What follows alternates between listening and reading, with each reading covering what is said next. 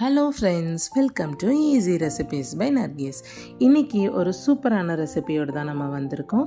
Idli, dosa, chapati, rice எல்லாத்துக்குமே ஒரு சூப்பரான காம்பினேஷன் தான் நம்ம பார்க்க போகிறோம். அதுக்கு இன்றைக்கி நான் 1 கிளாஸ் அளவுக்கு பாசிப்பருப்பு எடுத்துருக்கேன். அதை நல்லா அலசி வச்சுக்கோங்க.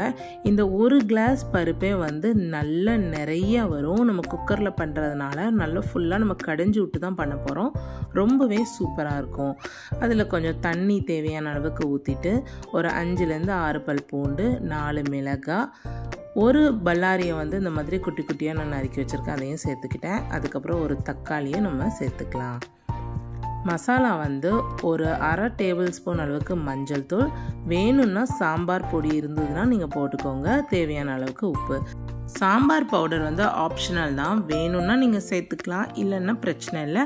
வெறும் மஞ்சள் தூள் மட்டுமே போதும், தேவையான அளவுக்கு உப்பு மட்டும் சேர்த்துக்கிட்டா மட்டுமே போதும். இப்போ நம்ம குக்கரை மூடி வச்சிடலாம். கரெக்டாக ஒரு ஃபுல் தீ வச்சு 1 விசில், அதுக்கப்புறம் கம்மியாக தீ வச்சு 1 விசில், 2 விசில் போதும். இந்த மாதிரி சாம்பார் நல்லா குழஞ்சி வந்துடும்.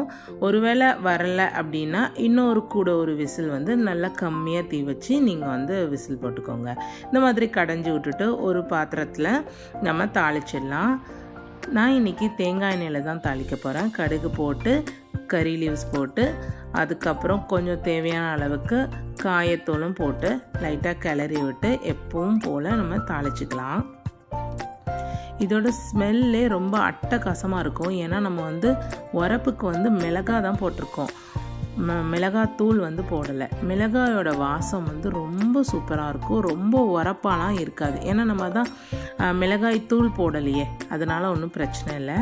கண்டிப்பாக இதை உங்கள் வீட்டில் ட்ரை பண்ணி பாருங்கள். ட்ரை பண்ணி பார்த்துட்டு எப்படி இருந்ததுங்கிறத மறக்காமல் நம்மளோட கமெண்ட் செக்ஷனில் சொல்லுங்கள்.